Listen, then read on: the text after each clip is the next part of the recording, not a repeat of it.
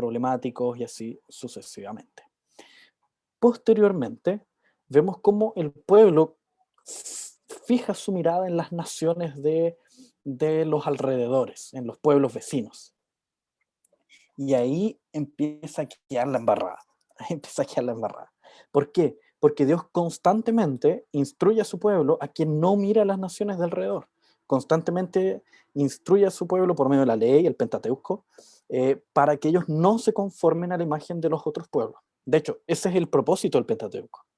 Esos 5 libros, esos primeros 5 libros, tienen el objetivo de mostrar que Israel es el pueblo apartado de Dios y que ese Israel no debe conformarse a la imagen y semejanza de Egipto ni de los pueblos que encontrarán en la tierra prometida. ¿Por qué?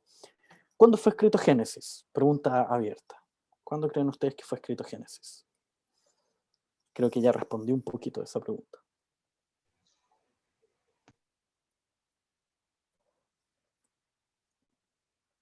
Cualquiera puede responder, pregunta abierta. Pueden encender su micrófono y decir algo. Si no, nos quedamos aquí eternamente. No me acuerdo si 1600 a.C. o 2500 a.C.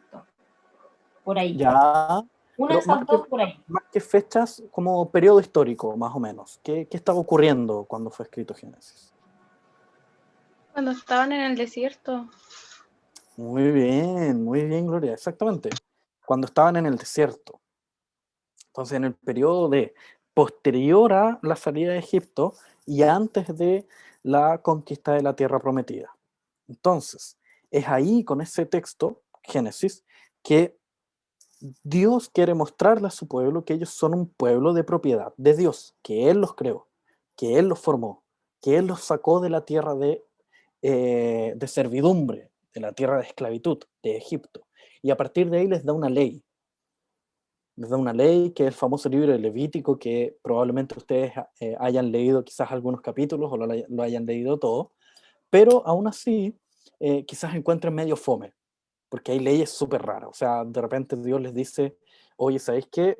Este tipo de pez no lo pueden comer, pero este otro tipo de pez sí lo pueden comer. Mira, los chanchos que tienen pezuña hendida no la pueden comer, pero este otro animal sí lo pueden comer, porque no es de pezuña hendida. Y ahí uno dice, ¿para qué sirve esa cuestión? ¿De qué me sirve saber que comían un tipo de pez y el otro no? Y así sucesivamente. No podían comer cerdo, no podían comer esto otro y así sucesivamente. ¿Qué creen ustedes? ¿Por qué? ¿Por qué no podían comer esos animales?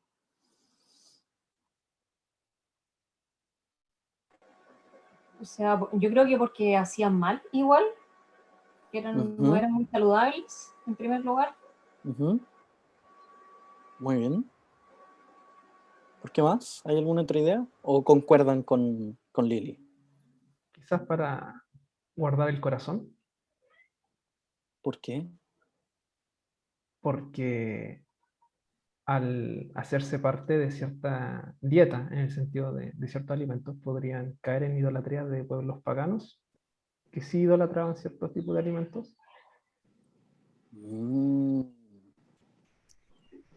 Exactamente.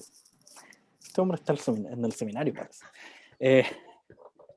Resulta curioso darse cuenta que entre los animales permitidos y los animales no permitidos, habían animales exactamente iguales. Por ejemplo, peces. Hay cierto tipo de peces que pueden comer y otro que sí pueden comer. Entonces ahí uno queda, ya, entonces no es sanitario el tema. Tiene algo más profundo, porque da lo mismo un pez u otro. El tema aquí es que eh, la dieta específica del pueblo de Dios se condice con las dietas de los pueblos de alrededor, porque la comida es comunión, es compartir. La comida es ser de un mismo clan, de una misma familia, de un mismo pueblo. Entonces, claramente, si estamos, no sé, en una habitación donde la mitad del grupo es vegano o vegetariano y la otra mitad es carnívoro, como nosotros, y hay una mesa esparcida en la cual hay vegetales y carnes, probablemente el grupo se divida claramente por causa de la dieta. Y los que son carnívoros van a compartir con los que comen carne, y los que comen vegetales van a compartir con los que comen vegetales. Y así sucesivamente. Con estas leyes pasa más o menos lo mismo. Es para distinguir al pueblo de Dios en relación a los otros pueblos, evitar que estos pueblos generen comunión con esos pueblos. Entonces fíjense cómo Dios desde un principio les está diciendo: ustedes son un pueblo aparte, un pueblo separado, un pueblo que no se debe mezclar con estas otras naciones.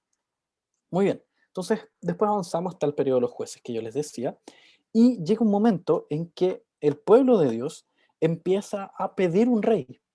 ¿Por qué? Porque ellos veían que los otros pueblos tenían un rey.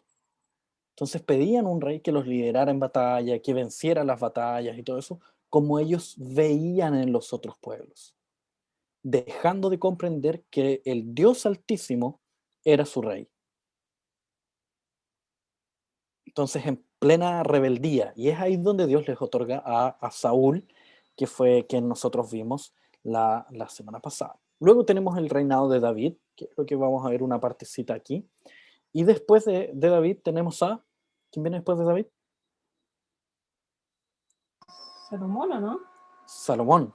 Muy bien, tenemos a Salomón. Y después de Salomón... ¿Alguien sabe? Muy bien, Jesús. ¿Roboam o no? Ah, perdón.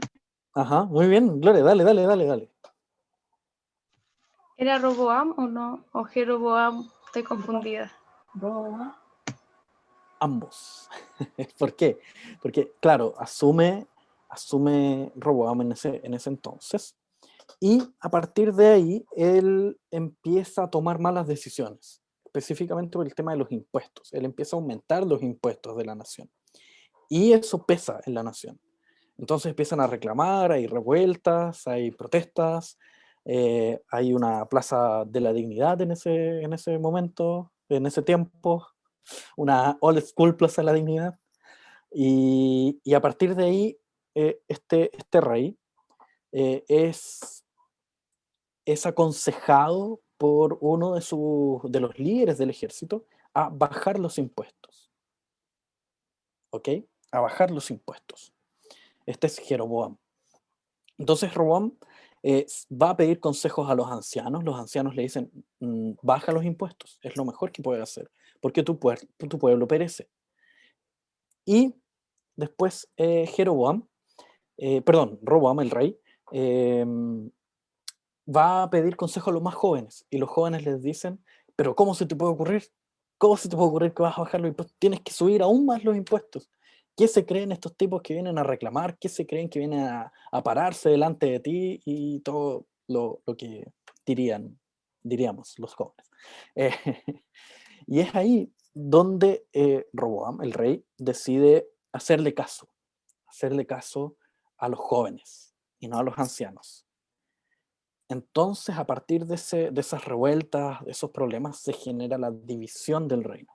El reino del norte, con este líder de los ejércitos que yo les decía, van al norte, se toman el norte como reinado, se le alían las tribus del norte, y al sur continúa el reinado de la sangre de David, reinado sanguíneo de David por medio del rey que había heredado de Salomón. ¿Ya? Y a ese periodo se le llama reino dividido. Y ahí es donde vemos la maldad, la idolatría en el reino del norte desde un comienzo y hasta el cautiverio asirio. Y abajo en el sur vemos periodos intermitentes de bondad. Entonces vemos puros reyes que hacen lo malo, hicieron lo malo ante los ojos de Dios, hicieron lo malo ante los ojos de Dios, el rey tanto hizo lo malo ante los ojos de Dios, y de repente surge un rey que hizo lo bueno ante los ojos de Dios, eliminó los lugares de adoración, eliminó los lugares de idolatría y así sucesivamente. Y después viene un heredero y nuevamente hace lo malo ante los ojos de Dios, lo malo ante los ojos de Dios, y después aparece otro que hace lo bueno. Entonces, como intermitente. Ellos duraron un poquito de más tiempo hasta que también tuvieron que enfrentar la ira de Dios por medio del cautiverio babilónico. ¿Ok? Entonces, y después ya tenemos otros periodos, el periodo del cautiverio, después tenemos los profetas y así sucesivamente. Pero a nosotros nos importa ahora centrarnos en antes de este periodo del reino dividido, porque ya vamos a llegar allá, y hablar un poco de David.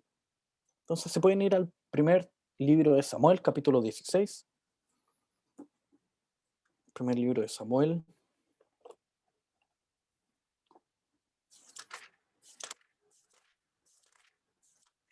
Capítulo 16. Entonces, nosotros tenemos antes de eso, antes del 16, el reinado de Saúl, y como en el capítulo 15, perdón, él es desechado. ¿Por qué? Por ser desobediente, por desconfiar de la palabra de Dios, de los dichos de Dios, de la voz de Dios. Él desconfía de Dios y por lo tanto toma las cosas por el poder de su mano, realiza sus actos por el poder de su mano y a partir de ahí él es desechado como rey. Y a partir de ese momento, en el capítulo 16, versículo 1, dice, dijo Jehová a Samuel, ¿hasta cuándo llorarás a Saúl, habiendo yo desechado para que no reine sobre Israel? Llena tu cuerno de aceite y ven, te enviaré a Isaí de Belén, porque de sus hijos me he provisto de rey. Entonces, texto famoso, después vemos la elección de David como rey, donde Isaí le presenta a un hijo al mayor y Dios dice que no, después le presenta al siguiente, Dios dice que no, y al siguiente, y Dios dice que no, y al siguiente, y Dios dice que no, hasta que no había nadie más, y Samuel le dice, oye, ¿no hay alguien más? Y ahí es donde se le dice que David estaba pastoreando, era el menor, y él es aquel escogido. Igual es interesante ese hecho, porque apunta también al reinado de Cristo, donde en el pueblo de Dios, como ya les contaba anteriormente, se sucedieron una gran cantidad de reyes, hasta que al final, el menos esperado era el que debía ser rey. Entonces, eso en Cristo se cumple también, esta idea de elección del rey verdadero. Entonces aquí con David, en esta elección es un poco lo mismo. Viene un rey, no es. Viene un rey portentoso, bello, altísimo, como son descritos, y no, tampoco. Viene alguien que es todo maceteado y que tiene toda la pinta de rey y como el príncipe encantador de Pixar, no, de Disney. Disney. Es como lo mismo, y no, tampoco. Y después otro rey que él sí nos va a liberar, él sí va a ser, pero no. Y hasta que al final llega el Cordero inmolado.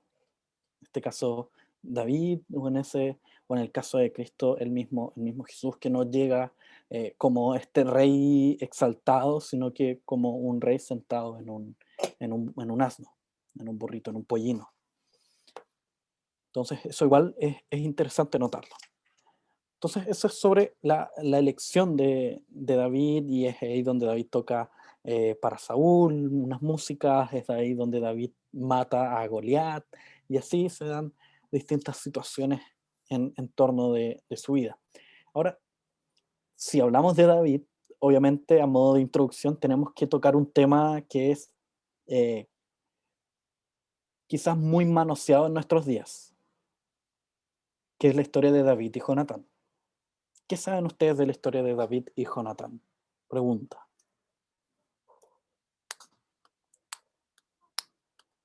Y aquí podríamos dejar de grabar, Gerson. No.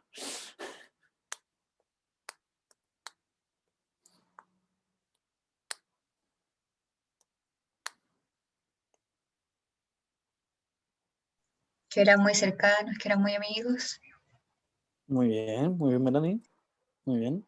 ¿Qué más? ¿Qué más saben de David y Jonatán?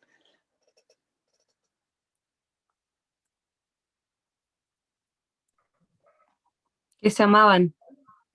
Ya, muy bien.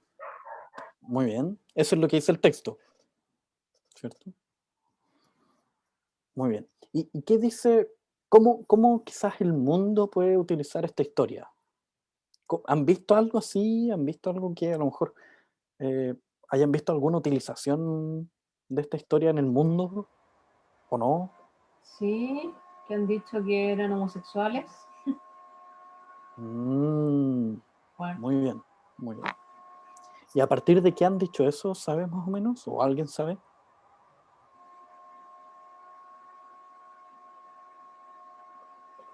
O sea, me imagino que por donde dice que se amaban, como por las relaciones tan estrechas, pues. Ujú. Muy bien, muy bien. De hecho, ahí hay algunos textos mencionados, algunos capítulos, el capítulo 18, capítulo 20 y el segundo libro de Samuel, capítulo 1. Ustedes pueden verlos después, en otro momento. Voy ahora a hacer una introducción y un paréntesis, mejor dicho. En un momento ellos eran bastante cercanos, sí. En capítulo 18, David hace un pacto con Jonatán. Y de hecho podemos leerlo. Dice, aconteció que cuando él hubo acabado de hablar con Saúl, el alma de Jonatán quedó ligada con la de David, y lo amó Jonatán como a sí mismo. Y Saúl le tomó aquel día y no le dejó volver a casa de su padre. E hicieron pacto Jonatán y David, porque él le amaba como a sí mismo. Y Jonatán se quitó el manto que llevaba y se lo dio a David, y otras ropas suyas, hasta su espada, su arco y su talabarte. Y salía David a donde quiera que Saúl le enviaba, y se portaba prudentemente, y lo puso Saúl sobre gente de guerra, y era acepto a los ojos de todo el pueblo, y a los ojos de los siervos de Saúl. ¿Ya? Entonces ahí vemos un pacto, ahí vemos unas batallas, todo lo demás, unos intentos de Saúl por matar a David, hasta que el capítulo 20 nos cuenta un poquito de la amistad de David y Jonatán,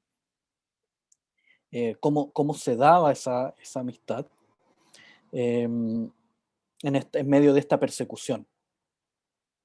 Y ahí el texto dice, después David huyó a Nayot de Ramá y vino delante de Jonatán y dijo, ¿qué he hecho yo? ¿Cuál es mi maldad? ¿O cuál mi pecado contra tu padre para que busque mi vida? Él le dijo, en ninguna manera no morirás. He aquí que mi padre ninguna cosa hará, grande ni pequeña, que no me la descubra. ¿Por qué, pues, me ha de encubrir mi padre este asunto? No será así. Y David volvió a jurar diciendo, tu padre sabe claramente que yo he hallado gracia delante de tus ojos, y dirá, no sepa esto Jonatán, para que no se entristezca, y ciertamente vive Jehová y vive tu alma, que apenas hay un paso entre mí y la muerte. Y Jonatán dijo a David, lo que deseare tu alma, haré por ti. Y David respondió, he aquí que mañana será una nueva, y continúa esta descripción de esta conversación donde Jonatán jura delante de Dios o jura delante de David que lo cuidará, que tendrá cuidado, que le contará cualquier cosa que llegue a enterarse. Incluso en el versículo 11, Jonatán lo invita a salir al campo, y salgamos al campo, y salieron ambos al campo. Versículo 12, entonces dijo Jonatán a David, Jehová Dios de Israel sea contigo, cuando le haya preguntado a mi padre mañana a esta hora o el día de tercero, si resultare bien para con David, entonces enviaré a ti para hacerlo saber. Entonces maquinan, planifican algo para poder salvar la vida de David. Y después, en el versículo 16, nuevamente hay un pacto entre ambos. Así hizo Jonatán pacto con la casa de David diciendo, requiéralo Jehová de la mano de los enemigos de David. Y Jonatán hizo jurar a David otra vez porque le amaba, pues le amaba como a sí mismo. Entonces ya es tercera vez que se nos repite esa oración de que lo amaba como a sí mismo. Y así continúa esta historia. ¿Ok? El tema es que después llega un momento en el cual tanto Jonatán como Saúl, su padre, mueren. Y es ahí donde David hace ciertas exclamaciones que han generado todo este conflicto del cual nosotros hablamos. En el capítulo 1 del segundo libro de Samuel, vemos cómo bien al finalcito del capítulo, en el versículo 24 en adelante, o 23 en adelante, dice, Saúl y Jonatán, amados y queridos, inseparables en su vida, tampoco en su muerte fueron separados. Más ligeros eran que águilas, más fuertes que leones, hijos de Israel.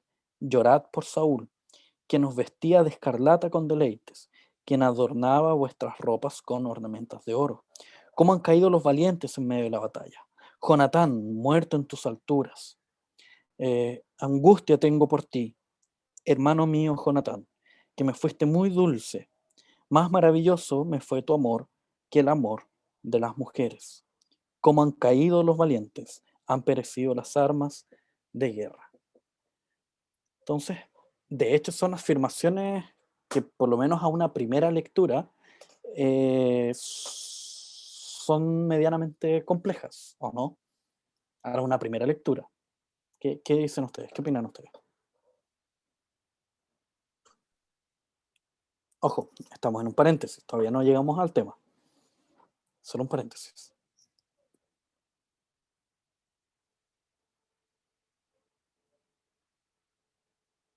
Pues vamos a hacer una votación, Gerson, de anónima, ¿sí? ¿Hubo una relación o no hubo una relación? ¿Qué pasó?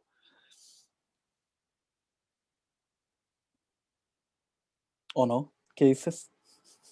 No, mejor no. No se puede, no se puede. No se puede. Ah, ya, No muy se bien, puede. muy bien. Entonces, si se fijan, hay textos de los cuales aferrarse para afirmar lo que afirman, de que David y Jonatán de hecho tuvieron una relación homosexual. Vimos cómo anteriormente se nos hablaba del amor que tenían, que era amor como uno se ama a sí mismo, y después las afirmaciones de David con la muerte de Jonatán diciendo que él le fue muy dulce y más maravilloso le fue su amor que amor de mujeres. Entonces, hay tres posturas en torno de esta. Hay muchas más, pero a grandes rasgos tres.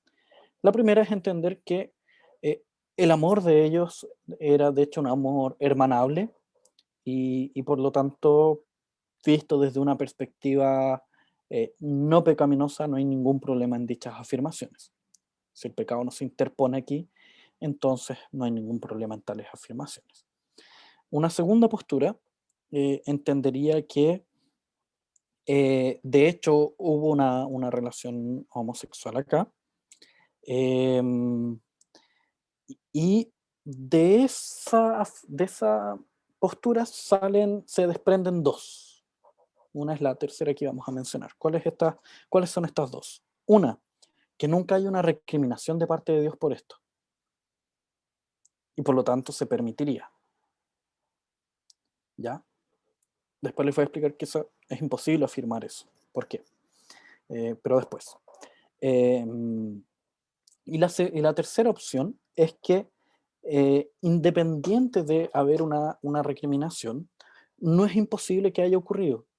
O sea, no es imposible que David haya tenido una relación de ese tipo con Jonatán. ¿Por qué? David cometió pecados, como todos.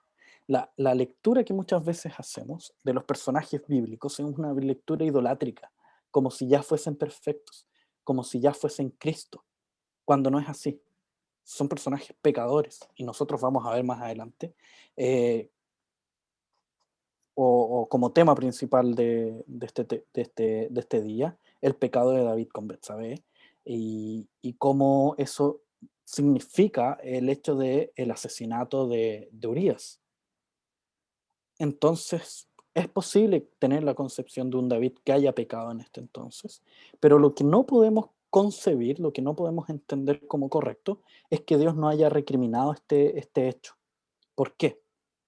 Porque el género narrativo del Antiguo Testamento no busca mostrar hechos y la recriminación inmediata de Dios, como este es un pecado y después Dios lo recrimina y lo muestra como pecado. Esa no es la forma adecuada de interpretar las narraciones del Antiguo Testamento. Entonces, por ejemplo, si nosotros leemos estas narraciones y vemos un pecado y después vemos que Dios no castiga ese pecado, no podemos asumir que Dios lo esté permitiendo y que Dios lo acepte al no colocar la recriminación adecuada.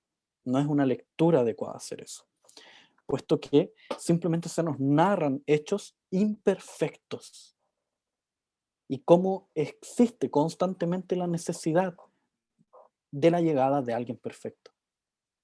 ¿Ok? Y, si no es el caso, también la escritura en sí recrimina ciertos actos. Por ejemplo, la consulta de Saúl a la divina de Endor. ¿Se acuerdan de ese hecho, cierto?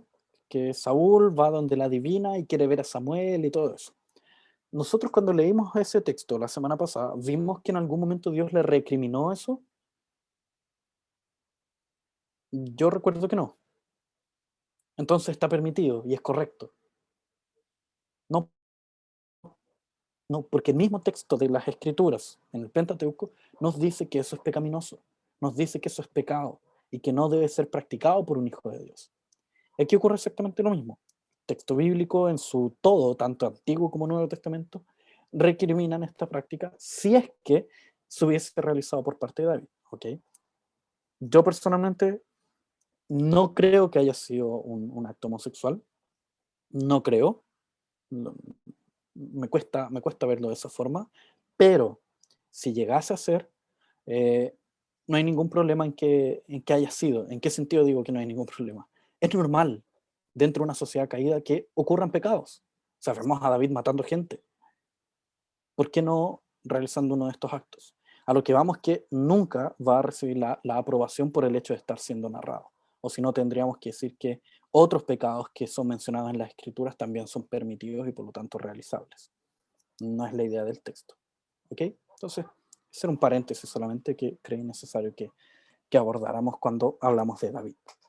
Y después, nosotros tenemos, después de la muerte de Saúl, ya en el segundo libro, Samuel capítulo 2, la coronación de David.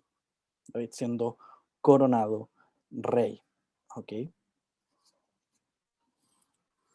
Entonces vamos al tema que nos alcanza el día de hoy. ¿Pero dudas hasta ahora? ¿Dudas, preguntas? Incluso con el paréntesis. ¿No? Ya. Muy bien. Entonces, vamos adelante. Uy. Ya. Entonces vemos en el segundo libro de Samuel, avanzamos un poquito más al capítulo 11, vemos como antes del capítulo 11 se menciona una frase en dos oportunidades, mostrando las victorias que vienen de la mano de Jehová. Entonces en el capítulo 8, versículo 6, se nos dice, puso luego David guarnición en Siria, de Damasco, y los sirios fueron hechos siervos de David, sujetos a tributo, y Jehová dio la victoria a David por donde quiera que fue. Es una primera afirmación de victoria que viene de la mano de Jehová. Después el versículo 14, y puso guarnición en Edom, por todo Edom puso guarnición, y todos los edomitas fueron siervos de David, y Jehová dio la victoria a David por donde quiera que fue. Y básicamente esa es la tónica. Esa es la tónica de los capítulos anteriores. David conquistando, David recuperando el arca, que es básicamente recuperar la presencia de Dios con su pueblo, entre comillas, o esa era la sensación del pueblo judío. David derrotando a los filisteos, y así sucesivamente. Victoria tras victoria. Y lo que prepara el capítulo 11, que es donde nosotros nos vamos a enfocar, son estas afirmaciones de Jehová dando la victoria a David. Esas repetidas informaciones de Jehová dando la victoria a David. Pero llega un momento, después de que Dios dio las victorias a David, todas las victorias de David, donde él le daba las victorias donde quiera que él fuera, dice el capítulo 11, aconteció al año siguiente, en el tiempo que salen los reyes a la guerra, que David envió a Joab, y con él a sus siervos y a todo Israel, y destruyeron a los amonitas, y sitiaron a Rabá, pero David se quedó en Jerusalén. Otro elemento de las narrativas del Antiguo Testamento que es interesante, es el hecho que cuando nos mencionan ciertos detalles, deben llamarnos la atención y debemos guardarlos, especialmente cuando están en el comienzo de una narración. En este caso, en el tiempo que salen los reyes a la guerra, y después, inmediatamente después dice, David envió a alguien a la guerra, y él se quedó. Eso es sumamente interesante, porque nos muestra cómo un David, antes del capítulo 11, que iba a las batallas, que iba a las guerras, que lideraban los pelotones, ahora cambia su forma de actuar. Y eso incluso marcado por el hecho de que Jehová le daba la victoria en todos lados, y conquistaba y hacía siervos, que naciones eran siervas de David. Y aquí se nos menciona que llega un momento en el cual los reyes van a la guerra, y por lo tanto David debía ir a la guerra, pero él no va, y él decide enviar a alguien más. Entonces fíjense este cambio de forma de ver el mundo. Vemos a un David que era enviado por Dios, donde Dios vencía las batallas de que luchaba David. Dios siendo el enviador. Pero en el capítulo 11, ¿quién toma esa figura de enviador a la batalla?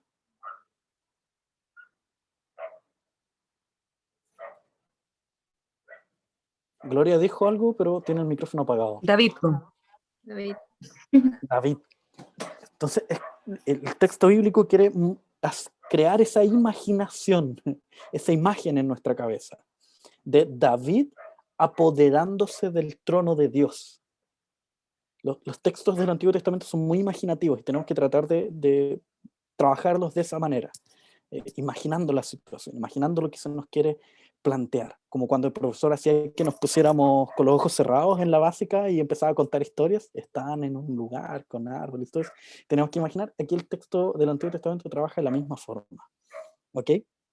Entonces David envía a Joab y con él a sus siervos y a todo Israel, y destruyeron a los amonitas y sitiaron a Rabá, o sea, vencieron, pero David se quedó en Jerusalén. Entonces dice, envió y que se quedó. Muy bien. Y sucedió un día, al caer la tarde, que se levantó David de su lecho.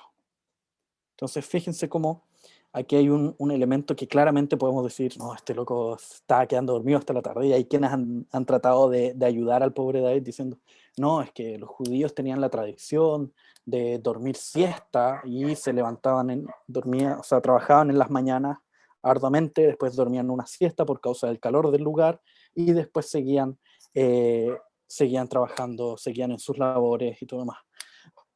Pero ese es un dato cultural que es difícil corroborarlo, no es fácil, no es fácil. Yo no he pillado un documento que me diga que de hecho se vivía de esa forma. En las escrituras no se me menciona que se viviera de esa forma en Israel, por lo tanto no puedo tomarlo como un dato que pueda salvar a David en esta discusión, un tema cultural que no es mencionado antes, se me mencionaría antes en ese sentido.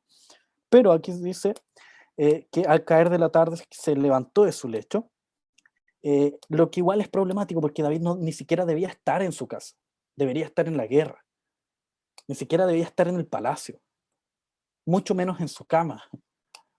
Entonces ahí hay un problema. Entonces se levantó de su lecho y se paseaba sobre el terrado de la casa real y vio desde el terrado a una mujer. Entonces, nuevamente, recuerden el ejercicio de imaginar. Entonces imaginamos un David que se levanta, porque incluso esa palabrita tarde hace referencia no a la tarde donde está de tarde, sino que cuando ya el sol se está poniendo, al atardecer, ya el final del atardecer, esa hora más o menos. Entonces imagínense esa escena, David levantándose en la tarde y empieza a contemplar el reino, donde anteriormente se nos mencionaba que las naciones se rendían ante él porque las naciones se rendían ante Jehová, y David era el enviado. Pero ahora David empieza a contemplar este reino, estos siervos, estas naciones serviles, estas naciones que son siervas de él, y empieza a llenarse de sí mismo. Entonces estamos hablando de la pereza, no como específicamente el acto de levantarse tarde o tomarse un día de descanso, como le decíamos al comienzo, sino que la pereza para las escrituras es algo mucho más profundo. No es el hecho de echarse en el sillón y prender la tele con el control remoto, no se refiere a eso. Hasta porque en ese tiempo no habían teles. Pero no se refiere a eso, no se refiere a descansar de las labores. No se refiere a tener un tiempo de ocio, no se refiere a ese tipo de cosas. La pereza para las escrituras es un acto espiritual. Es un acto espiritual ¿de qué? De profunda rebeldía en contra de Dios. Eso es la pereza para las escrituras. Un acto espiritual de profunda rebeldía. Entonces es aquí donde tenemos el primer elemento, que es que se nos nombra la pereza y después se nos muestra el primer link que hace la pereza en nuestro corazón, con el ego. Puesto que vemos a un David que comienza a contemplar sus propias conquistas, empieza a contemplar la amplitud de su reinado, empieza a contemplarse a sí mismo, básicamente. Todo lo que él ha logrado, todo lo que él ha alcanzado, todo lo que él ha conquistado. Entonces, profundamente egolátrico. Entonces, la pereza nos lleva al ego. Pero no se queda ahí y da un siguiente paso. Entonces, fíjense cómo en esta observación y entender que todo es de él ve a una mujer. Y como su corazón ya está contaminado con ese ego, ya está contaminado con esa idea de que todo es mío, entonces esa mujer que está ahí también es mía. Aunque él pregunte por ella, le digan que es de alguien, es de Urías, es la mujer de Urías, aún así él dice, tráiganla para acá. Porque no es la mujer de Urías, es mi mujer. Porque todo lo que está aquí es mío. Entonces fíjense cómo esta pereza que nos lleva al ego, que exalta el ego, este acto espiritual de rebeldía en contra de Dios, le ciega su mirada al pecado. Porque él sabe perfectamente que es la mujer de Urías. Y aún así él cae, aún así él la llama, aún así él peca. ¿Por qué? Porque esta pereza, este acto de rebeldía en contra de Dios, le coloca unas escamas gigantes en sus ojos. ¿Se entiende? ¿Sí? ¿Dudas, preguntas hasta ahí? ¿No? Ya. Sigamos adelante entonces. Entonces, ahí se nos narra en el versículo 4, envió David mensajeros, la tomó y vino a él y él durmió con ella. Luego ella se purificó de su inmundicia y se volvió a su casa. Y concibió a la mujer y envió a hacerlo saber a David diciendo, estoy encinta. Entonces pasó un periodo de tiempo.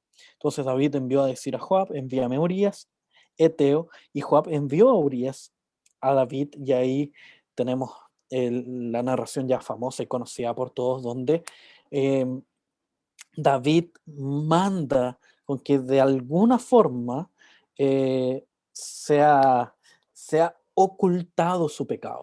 Manda a llamar a Urías a que vaya a su casa, se acueste con su mujer, logre concebir, entre comillas, porque la mujer ya estaba encinta. Entonces intenta ocultar su pecado. Fíjense la relación de pereza y rebeldía cómo continúa. David, en vez de confesar su pecado y a calmar ese sufrimiento dentro de su ser por estar en pecado, por ver las consecuencias de sus obras, las consecuencias de su pecado, él en vez de confesar, él niega, él oculta. Y ese es el siguiente paso que nosotros incluso damos cuando estamos en una relación de pereza con Dios, en una relación de rebeldía ante la voluntad de Dios. Entonces, primero, empezamos a contemplarnos a nosotros mismos, empezamos a depender de nosotros mismos, del poder de nuestra mano, y después caemos en errores, caemos en pecados, y en vez de confesar, buscamos taparlo, buscamos solucionarlo por nuestras propias fuerzas. Y es ahí donde David maquina un plan para poder evitar que se descubra que él había dejado encinta a Betsabé. Pero no resulta, porque Urías es alguien que actúa rectamente. A pesar de no ser de parte del pueblo de Dios, él actúa rectamente, en conformidad a la palabra, lo que es súper chocante para un judío. Pero después David sigue maquinando, sigue estructurando planes para zafar de este pecado, y es ahí donde manda a matar a Urías. Entonces, dice el versículo 14, venid a la mañana, escribió David a Joab, una carta. Entonces fíjense, versículo 14, cómo el texto especifica en qué momento escribe la carta. ¿En qué momento fue? En la mañana. En la mañana, bien Gloria, exactamente. El texto dice, venida a la mañana. O sea, el que antes había levantado en la tarde para contemplar su reino, para contemplarse a sí mismo, lleno de esta pereza, esta rebeldía en contra de Dios, ahora que tiene que ocultar su pecado, a primera hora se levanta para poder solucionar este entuerto, solucionarlo con más pecado. Entonces fíjense cómo esta pereza es una crónica de una muerte anunciada. Era obvio que David iba a mirar su reino, era obvio que David iba a pecar con Betsabé, era obvio que David iba a mandar a matar a Urías. ¿Por qué? Porque él estaba consumido por esta rebeldía en contra de Dios, esta pereza, este acto activo lo digo con redundancia, este acto activo de rebeldía en contra de Dios. La pereza no es algo pasivo, la pereza es algo activo, algo que hacemos en contra de Dios. Y ahí sigue. Venía a la mañana, escribió David a Joab una carta, la cual envió por mano de Urías. Y escribió en la carta diciendo, poned a Urías al frente en lo más recio de la batalla y retiraos de él para que sea herido y muera.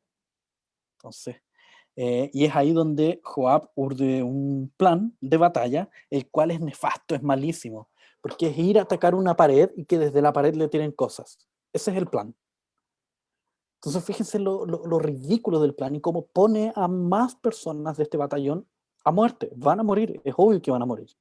Están atacando una pared y desde arriba les van a tirar cosas. Les van a tirar flechas, piedras, etc. Y después, obviamente, el ejército es destruido. Y dice, entonces Joab, versículo 18, e hizo saber a David todos los asuntos de la guerra. Y mandó el mensajero diciendo, cuando acabes de contar al rey todos los asuntos de la guerra, si el rey comenzara a enojarse y te dijere, ¿por qué os acercasteis demasiado a la ciudad para combatir? ¿No sabíais lo que suelen arrojar desde el muro? ¿Quién hirió a Abimelech, hijo de Jerobaal? ¿No echó una mujer del muro un pedazo de una rueda de molino y murió de Tebe, y etcétera? Se está contando la historia del pueblo. Entonces, fíjense cómo Joab ya sabía que era un mal plan de batalla. Ya sabía que era el peor plan, y con cualquiera que escuchara ese plan se iba a enojar de muerte, iba probablemente a matar al mensajero. Y por eso le dice inmediatamente, mira, si te dicen algo, si ves que se empieza a enojar, porque es un pésimo plan, es obvio que es pésimo plan, dile que Urías cayó en batalla. Porque ese era el plan de David, que Urías muriera. Y no le importaba que muriera todo un batallón con tal de que Urías muriera. Entonces, nuevamente, la pereza como siendo crónica de una muerte anunciada. Entonces, es ahí donde David da, el mensajero da este mensaje a David, y David en el versículo 25 dice así, y David dijo al mensajero, así dirás a Joab, no tengas pesar por esto, porque la espada consume, ora uno, ora otro, refuerza tu ataque contra la ciudad hasta que la rindas, y tú aliéntale. ¿Ok? Oyendo la mujer de Urías que su marido Urías era muerto, hizo duelo por su marido, y pasado el luto, envió a David y la trajo a su casa, y fue ella su mujer y le dio a luz un hijo. Mas esto que David había hecho fue desagradable ante los ojos de Jehová. Entonces fíjense cómo toda esta maquinación, toda esta pereza en un comienzo, lo lleva a contemplarse a sí mismo en las obras de Dios, en los regalos de Dios. Él se ve a sí mismo, se ve como Él consiguiéndolos. Después esto lo lleva a pecar, el entender que todo es suyo lo lleva a pecar, que todo lo ha conseguido con el poder de su mano lo lleva a pecar, y a partir de ahí, en vez de confesar, Él actúa de forma rebelde ocultando su pecado. Y este ocultar del pecado lo lleva a matar a destajo. E incluso más, lo lleva a su propia muerte. No en el sentido literal, sino que después, cuando él es confrontado por Natán, ¿qué es lo que ocurre? Natán le cuenta una historia de un hombre pobre que tiene una ovejita, y después le cuenta que hay un hombre rico que tiene cientos de ovejas, y le dice cómo este hombre rico fue y se apoderó de la ovejita del hombre pobre. Le dice, ¿qué podemos hacer con él? Y David, lleno de ira, se levanta y dice, hay que matarlo. Hay que matar a ese infeliz, maldito, desgraciado, que se atreve a robarle la ovejita al pobre hombre pobre. Y ahí Natán le dice, ese eres tú. Esa es tu historia. Es lo que hiciste con Urías. Entonces fíjense cómo David mismo entiende que la consecuencia de su pecado es la muerte. Entonces vean cómo todo parte con un acto de pereza, pero pereza entendido nuevamente, no como este acto pasivo de echarse en el sillón, sino que pereza entendido como un acto activo, una obra activa de rebeldía en contra de Dios. Y a partir de ahí la escalera va cuesta abajo, de pecado, más pecado, más pecado, más pecado, como una especie de bola de nieve de pecado, de destrucción y autodestrucción, de muerte propiamente tal, donde trajo muerte para los hombres que lideraba, trajo muerte para sí mismo también. Y es ahí donde nosotros tenemos el famoso salmo que muestra a David clamando delante de Dios por todo este pecado.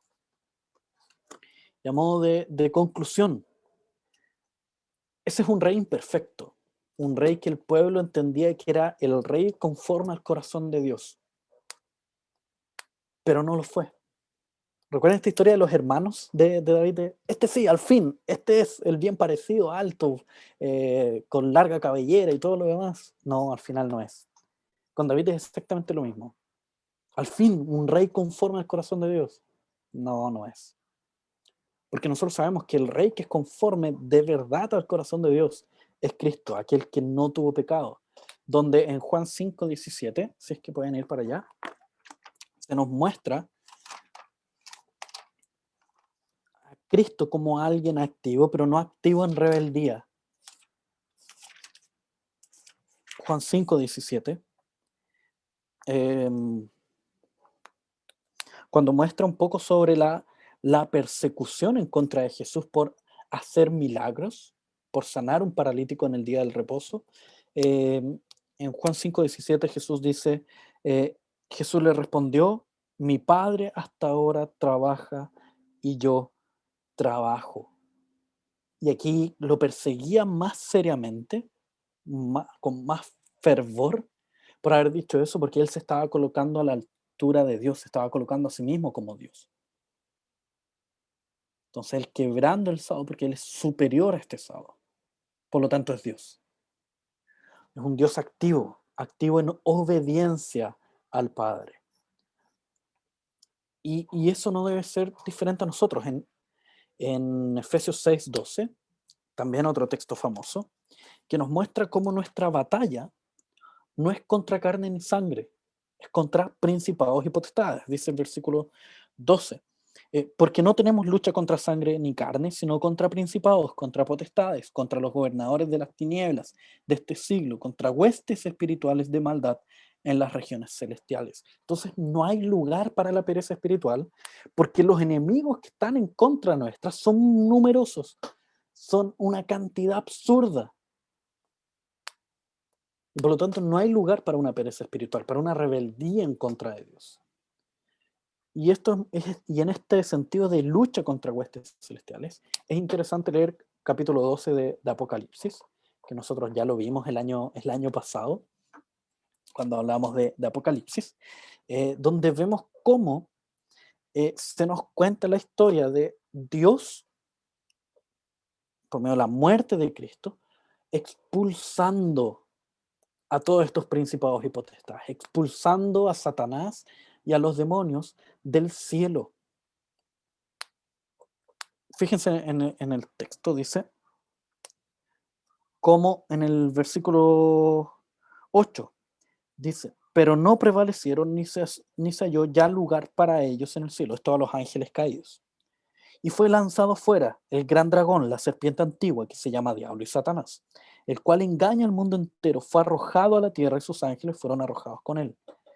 Entonces oí una gran voz del cielo que decía: ahora ha venido la salvación, el poder y el reino de nuestro Dios, y la autoridad de su Cristo, porque ha sido lanzado fuera el acusador de nuestros hermanos, el que acusaba delante de nuestro Dios día y noche, y ellos le han vencido por medio de la sangre del Cordero.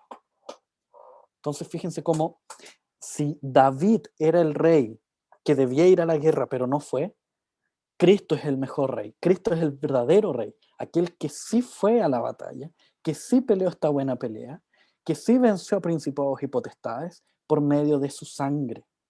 Él en la muerte en la cruz estaba yendo a esa batalla a la cual David no fue. Cristo estaba siendo ese rey activo que vencía a absolutamente todos los reinados de la tierra.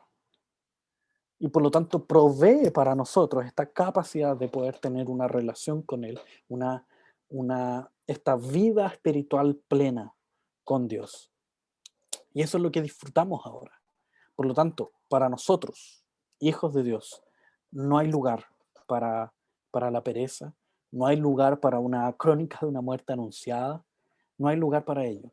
Porque la obra de Cristo ha sido derramada sobre nosotros, sobre cada uno de nosotros. La sangre de Cristo ha sido derramada. Por lo tanto, nuestro deber, nuestra alegría, nuestro gozo es crecer en esta vida espiritual con Dios.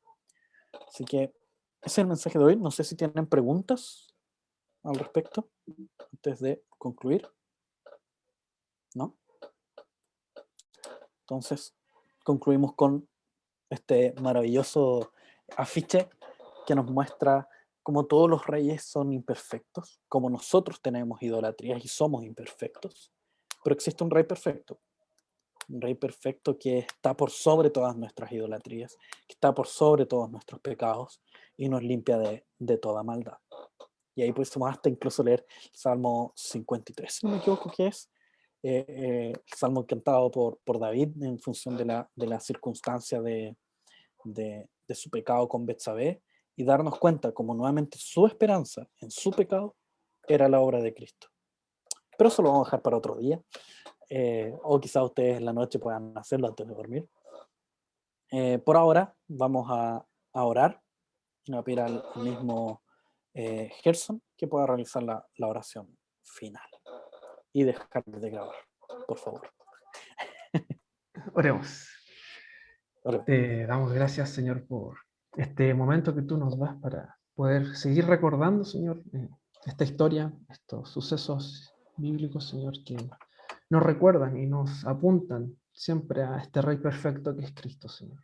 Te agradecemos porque podemos ver, Señor, cómo la pereza trae consecuencias, Señor. Y tú nos llamas el día de hoy a no vivir en la pereza, sino por el contrario, a ser activos en nuestra espiritualidad, Señor. Que nuestra relación contigo sea cada día mayor, que podamos cultivarla, Señor, y que no nos conformemos con nuestro pecado, Señor.